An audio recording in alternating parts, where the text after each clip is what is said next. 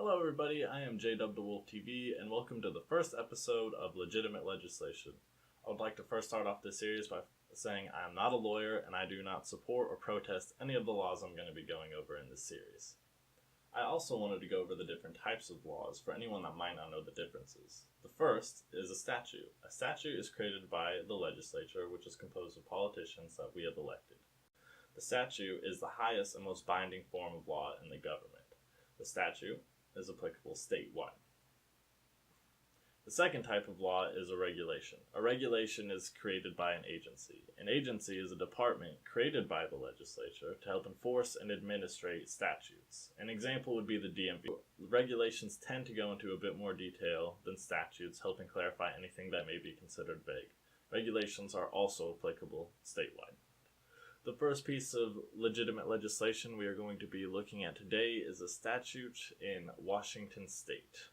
Located in Title 19, Business Regulations Miscellaneous, Chapter 76, Beverage Bottles, etc., Labeling, Refilling, Section 110, Refilling Bottles, etc., Forbidden. The statute reads, "It is hereby declared to be unlawful for any person or persons hereafter, without the written consent of the owners or owners thereof, to fill with ale, porter, lager beer, or soda, mineral water, or other beverages for sale or to be furnished to customers, any such casks, barrels, kegs, bottles, or boxes so marked or stamped, or to sell, dispose of, buy, or traffic in, or wantonly destroy any such cask, barrel, keg, bottle, or box so marked, stamped by the owner or owners thereof, after such owner or owners shall have complied with the provisions of RCW 1976-100. Do they not know what... Does Washington... Apparently Washington just doesn't know what a period is. I mean, there's a ridiculous... How do you stop? There's no stopping point. It's just one giant sentence of commas. Now, what this section is saying is that if you refill a bottle for resale to customers, then you're going to need written consent in order to do this, which makes sense. The second part, which is the interesting part, is you also need written consent to destroy a bottle. Now, I guess that kind of makes sense, but what if you accidentally tip over a bottle and it breaks on the ground, or whatever? I was not able to figure out if this section specifically applied to cans. So you may be safe smashing those fucking PBR cans for the party boy shotgun gag or whatever. But to the bums on the street, smashing those 40s on the ground, sorry, but you're going down. Now, I bet you're wondering what the penalty is for this atrocious crime. Well, it is considered a misdemeanor offense, and you can be fined $5 for refilling any large container for customers and 50 cents for refilling any bottle. Now, the penalty for destroying a bottle, however, is $10 for any large container and $5 for any bottle.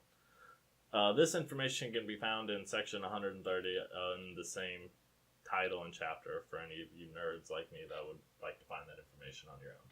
On to the second section of legitimate legislation. Now, this particular section is repealed, but I still found it interesting. Have you ever wondered why incest jokes are generally directed towards people from Alabama? Well, it may be because incestuous marriage was actually a legitimate form of marriage until recently. This section is located in Title 30, Domestic Relations, Chapter 1, Marriage, Section 3 of the Alabama Statutes. This law was initially passed in 1852, and the last amendment made was in 1940. It wasn't repealed until April 21st, 2015. That means that this law was in effect for 75 years, untouched or unchanged until 2015 when it was finally removed. So yes, Alabamians, Alabamites, or whatever they're called, were legally able to get married to their relatives until last year.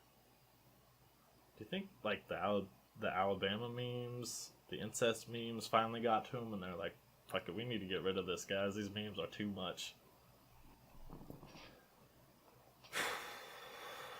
Now on to the third and final piece of legitimate legislation I have for you guys today. And I have to say this is one of my favorite pieces of law I came across while putting this video together. This is part of the New Mexico Constitution, Article 7, Elective Franchise, Section 1, Qualification of Voters, Absentee Voting, School Elections, Registration. This is a pretty lengthy section, so I'll only read the important part. Every citizen of the United States who is over the age of 21 and has resided in New Mexico 12 months, in the county 90 days, and in the precinct in which he offers to vote 30 days next preceding the election, except idiots, insane persons, and persons convicted of felonious or infamous crime unless restored to political rights, shall be qualified to vote at all elections for public officers. The legislature may enact laws proving for absentee voting by qualified electors. All school elections shall be held at different times from regular elections. So, you heard it here, guys. If you live in New Mexico and you're an idiot, you can't vote. I wonder how they gauge idiocy there. How's their population not higher? Fuck.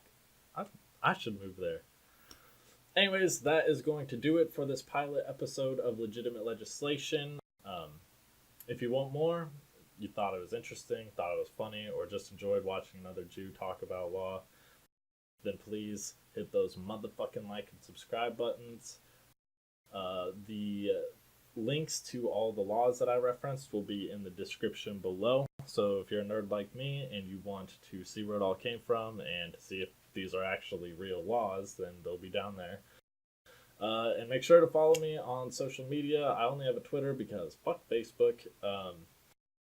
And that is at JWTheWolfTV. That will be in the description as well. And make sure to tune in next time when my dog does not burst in through the door 5 times while I'm recording.